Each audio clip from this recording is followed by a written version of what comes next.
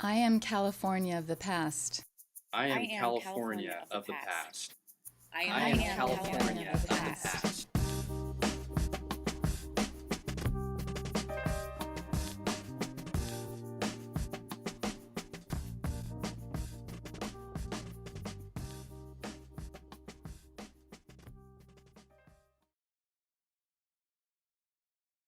I heard a voice in the children's area. I felt the energy of the children as they listened to the story. I imagined a place and time when I was a child listening to stories at school. I felt the children hugging my legs because they enjoyed the story I read. I enjoyed the children's laughter as I read a funny story. I saw delight on the woman's face as I gave her the information she needed. I remember how people would gather outside of Eastmont's store 20 minutes prior to opening the library, and then rushing in to get on a computer or getting a book. I started to see more and more Spanish speakers come into our branch as they spread the word that we had Spanish-speaking staff. I saw a cute family taking out books. I felt anxious when a patron came to ask me a question for the first time, and I was happy at the end of the day.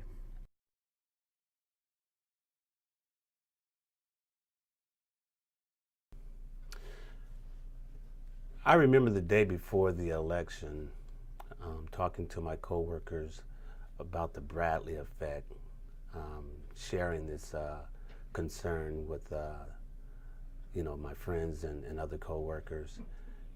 I remember the day of the election, calling elders in my family, feeling the history of the moment, committing to wearing a suit to celebrate Obama's victory. And the night of the election, I remember feeling overwhelmed by the results, by the bittersweet feeling of victory. And the day after the election, which was somewhat anticlimactic, I remember wearing that suit that I talked about in celebration. And in the end, I just thought about how it's so important for us to recognize that now the work begins after he has become the president. So on election night, at about 7:30, I had to leave the television and go to a class that went to about 9 o'clock, and it was looking pretty good for Obama at 7:20 when I left. But when I got out of class, I immediately ran to my car and got in and turned the radio on as I drove home, and it was about 9 o'clock, and a little after 9:10. And it's right in the middle of Obama's speech, and it really hit me at that moment, the excitement and the reality that he won the election. And driving home, there were people on the streets honking their horns and yelling out their windows, holding Obama signs. And there was an excitement in the air. And I immediately, when I got home, ran inside to find my wife Alma sitting on the couch watching the speech live on TV, and I sat down next to her, and as I was embracing her, listening to Obama's speech and the shots of the crowd, it really hit me. I think the motion of it and the reality that he won.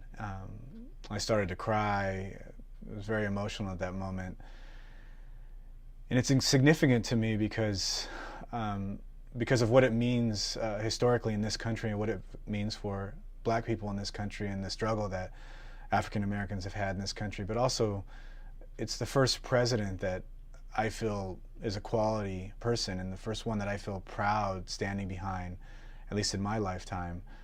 And I think that this to me is just a significant moment in our country's history, and a significant moment in my life.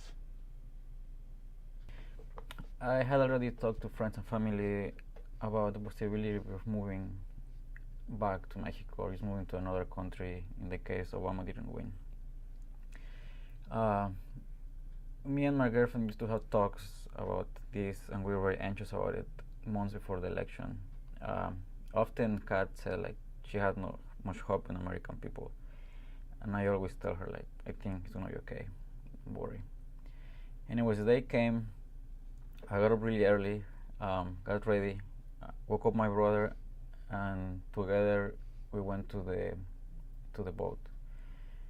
I just dropped the ballots into the box. It wasn't as exciting as I thought it would be. And I asked my brother, "Where's the camera?" He said, "I have no camera, because I wanted a picture." I went to work. We looked at the election for the whole day. And we heard the results. When I came back, we partied until like 3 in the morning. The streets were closed, and there was a lot of people out. A few days later, I saw Obama addressing the nation. I felt a very surreal feeling when I saw him.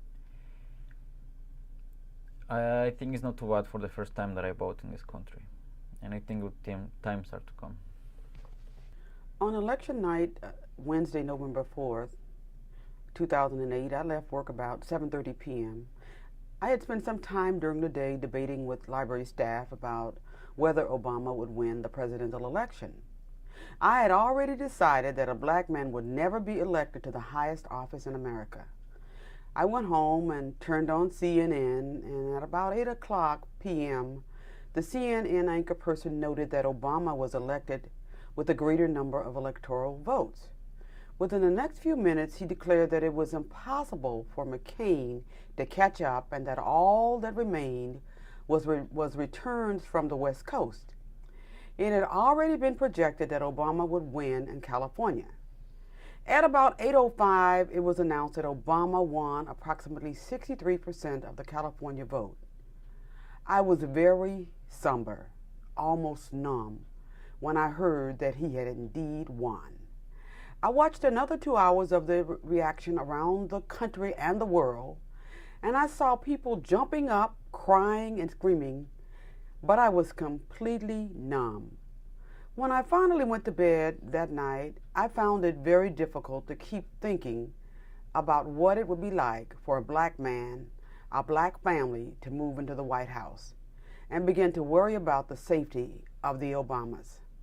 I slept very little that night and had to listen to music on my iPod to distract me from thinking about what could go wrong in the life of this black family.